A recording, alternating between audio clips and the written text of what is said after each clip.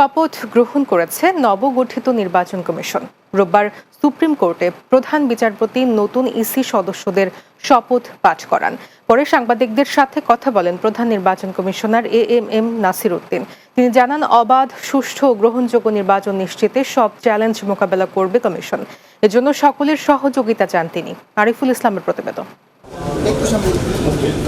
অবসরপ্রাপ্ত সচিব এএমএম নাসির উদ্দিনের নেতৃত্বে 5 সদস্যের নতুন গঠিত নির্বাচন কমিশন আনুষ্ঠানিকভাবে দায়িত্ব গ্রহণ করল রোববার সকালে সুপ্রিম কোর্টের জাজেস লাউঞ্জের প্রধান বিচারপতি ডক্টর সৈয়দ রেফাত আহমেদ নতুন নির্বাচন কমিশনের সদস্যদের শপথ বাক্য পাঠ করান।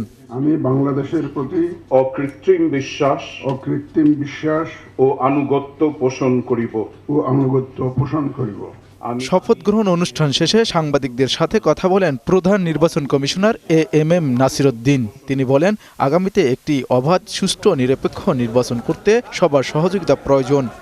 অনেকে রক্ত দিয়েছে, আমি তাদেরকে একটা free, fair and credible election দেওয়ার জন্য প্রতিশ্রুতিবদ্ধ, and I will do my best for that.